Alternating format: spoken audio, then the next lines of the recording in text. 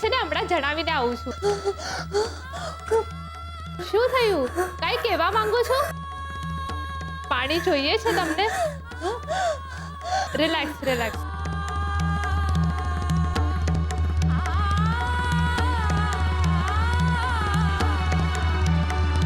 હું હમણાં જઈને આવું છું. હા, રિલેક્સ.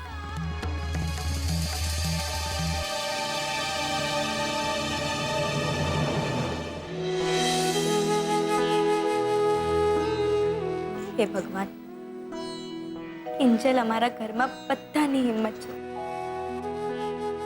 અમારી હિંમતને પ્લીઝ બનાવી રાખજે. જો એને કંઈ થઈ ગયું ને. નહીં થાય.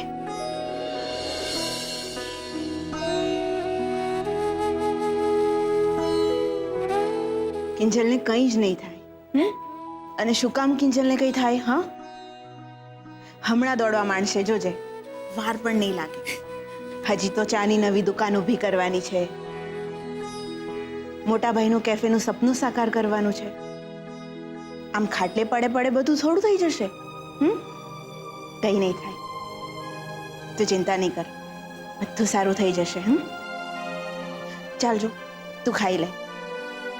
હું તારા માટે નાસ્તો બનાવીને લાવી છું. ના કાકી, મને ભૂખ જ નથી લાગતી. આ તો સેજલ દીદીએ મને રોકી દીધી. નહીં તો મારું કિંજલને મળવાનું, એને જોવાનું બહુ જ મન છે.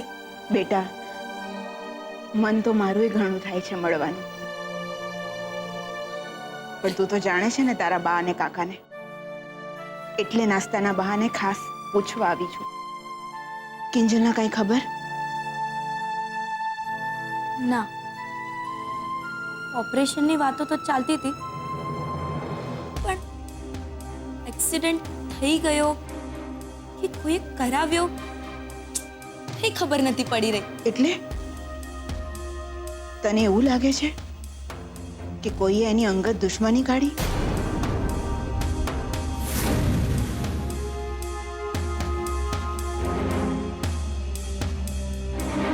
ક્યાંક તારો ઈશારો રાહુલ તરફ તો નથી ને?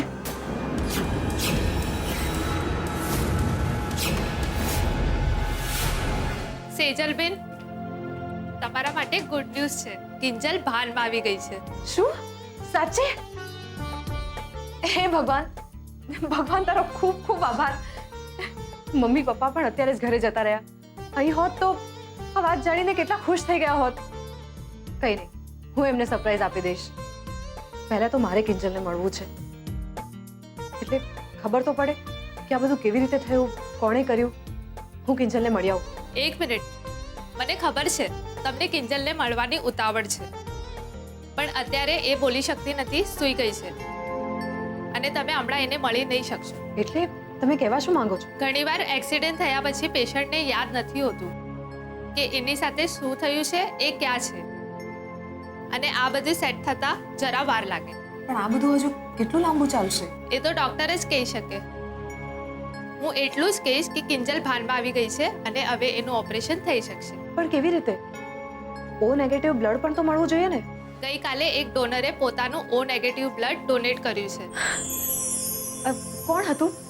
તમે પ્લીઝ મને એનું નામ કે મોબાઈલ નંબર આપી શકો છો?